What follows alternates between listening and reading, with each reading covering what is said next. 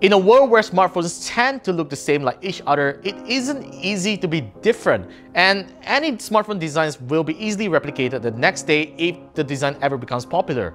Samsung isn't going to be called a copycat anymore, and it has started to design different smartphone designs since the Galaxy S6, and the Galaxy S8 is another breakthrough when it comes to smartphone design. Well, essentially, if you look at it, it hasn't really changed much, but what you will really wow at it is the infinity display. I'm Warren for KLGadgetTV, and if you have seen us talking about the problems of the Galaxy S8 Plus, this is the full review of the Galaxy S8.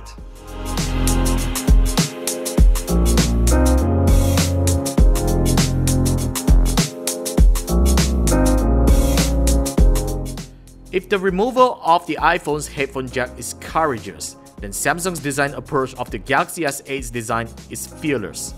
The company has gone through the worst times with the Note 7 fiasco, and it isn't stopping them from making a new smartphone design, which is actually pretty commendable. The Galaxy S8 is downright impressive at every angle you look at it, employing the very same glass and metal design like its predecessors with an IP68 water and dust resistant body. It also has improved aesthetics, all thanks to the 5.8-inch infinity display. The bezels are shrunk to extremely slim levels, sporting a great 83% screen-to-body ratio, which improves one-handed use and makes it a lot compact than other flagship smartphones. On a side note, the smaller Galaxy S8 is a lot easier to handle than the Plus model when it comes to usability, especially when you reach out your finger to use the fingerprint scanner, which I still don't agree of its position, and Samsung could have just put it right below the camera just like others did.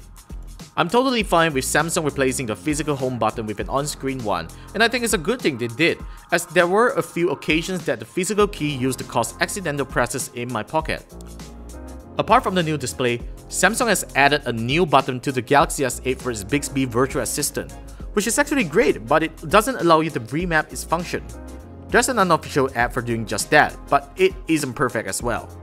Overall, the Galaxy S8's design will definitely appeal to those looking for a change in smartphone design. However, despite of that premium build quality, this is a rather fragile device that doesn't survive on drop tests, so make sure you put on a case from day one. The S8's infinity display is gorgeous when it comes to content consumption. There are still many apps that hasn't taken advantage of the screen's wider aspect ratio, and the same goes for video content. Despite of that, I haven't found the black bars too annoying, and Samsung thankfully offers a full screen mode, which crops the content a little to fit the entire display. Unless you are a content creator, otherwise you are not going to care too much about that small compromise. As time moves on, I'm sure there will be more apps made to fit the aspect ratio, as there's going to be more smartphones using a similar display. On a side note, I recommend using a thinner screen protection film on the S8. This particular one I've bought affects the screen responsiveness and automatic screen brightness when the top gets greasy. Samsung hasn't really followed Google's design standards when it comes to software, and the S8 software is, as usual, heavily skinned.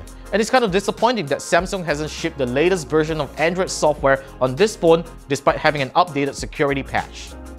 Samsung's new UI is simply called the Samsung Experience, and I totally get why the company has decided to call it this way. There are very little design elements of Android throughout the software, and some are actually pretty nice. For instance, you can access the app drawer by swiping up or down, perform contextual menus on apps by long pressing them, and pulling down the notification shade with a swipe on the fingerprint scanner. Samsung's Steam Store is loaded with many decent wallpapers, icons, and always-on displays, and I find myself using some of the Edge panel apps frequently. Due to the inconvenient placement of the fingerprint scanner, the Galaxy S8 features facial recognition, which I had a love and hate relationship. It works well most of the time, but there are times it takes more than 2 seconds to recognize my face. Not to forget to mention that anyone can unlock your phone by simply showing the device in front of your face, hence this isn't the best way to secure your phone. All thanks to Bluetooth 5.0, the Galaxy S8 now supports streaming audio wirelessly to 2 devices. The separate app sound feature allows 2 audio playbacks simultaneously, which I use it frequently for gaming while playing my Spotify playlist on my Bluetooth speakers. Overall, the Galaxy S8 software isn't too gimmicky this round, however it still suffers from lag and memory refreshes from time to time, which makes me wonder why Samsung has merely installed 4 GB of RAM onto this phone.